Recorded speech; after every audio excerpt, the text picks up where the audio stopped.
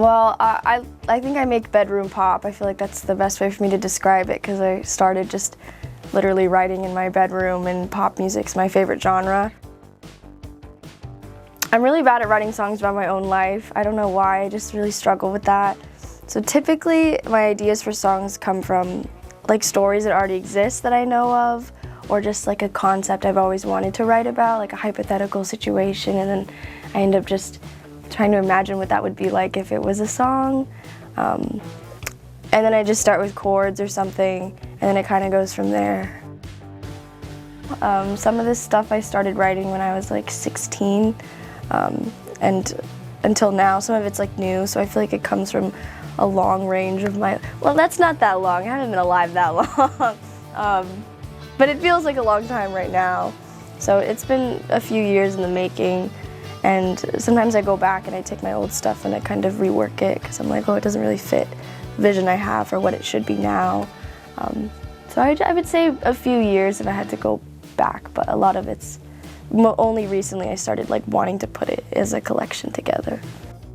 Oh my gosh, that's literally all Gary. When I write a song, it's just me and my voice memos and whatever idea I have, and then Gary's usually the one who makes it become a more full, fleshed out project.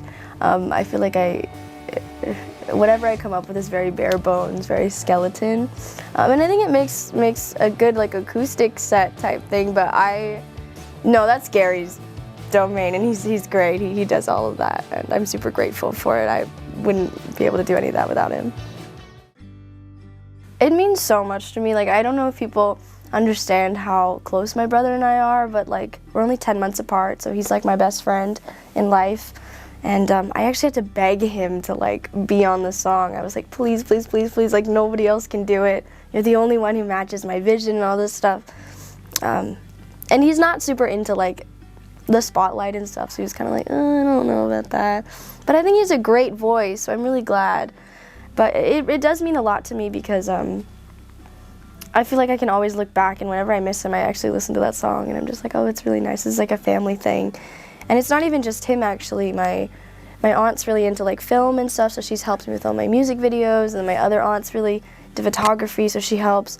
My brother's into video. It's a very much like family-oriented business. My parents are also super supportive, so my brother being like someone you can actually hear on the song is a very tangible way of showing that my family's supportive, but I think like my whole family behind the scenes is always there, and that's really nice too, so yeah.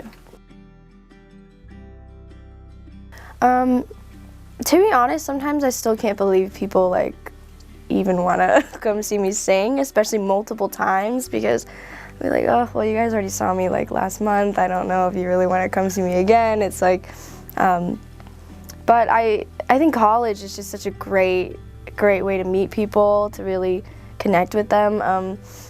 I've been told, this is what people have told me, I'm not just saying this about myself, but my friend actually told me the other day that his favorite thing like about my brand, or so to speak, is how authentic I am. He says like, even when I see you on stage, you're like the same person that I see every day, like as my friend. Like it doesn't feel like you're such like a far away or different person. Like it feels like you're very easily accessible. So I think like every person I've ever talked to after every performance, I've always been very like, what is your name? Like who are you? Like I actually want to know who you are. This is not really like a you're meeting me type thing, because the fact that you came out means so much to me. Like I want to be friends. I think that's how I approach it most of the time. And so all of my friends have just told me that I make it very easy for them to want to support me, and that's why they keep coming out, which I think is very sweet.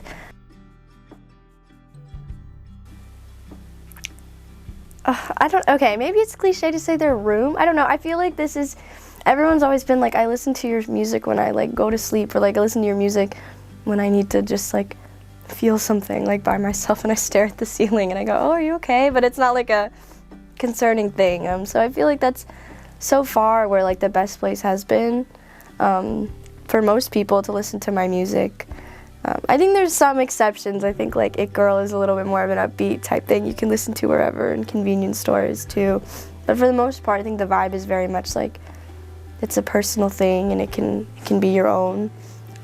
So I feel like just in your room is like a nice, comforting place. But anywhere is also totally fine, I think. I don't want to limit anyone to that, but I would listen to it in my room probably. Well, I am going to have a show in October, so I'm very excited for that. I kind of can't believe it. I was reflecting, and I had my first show like this year as a sophomore in college, and doing another one as a junior, and I think it's passing by really quickly, but I'm excited because my first show was very like acoustic with a lot of unproduced stuff, but I think this time around it'll be more fleshed out, and I'm excited for that too, and collaborating with a lot more people and new friends I've made.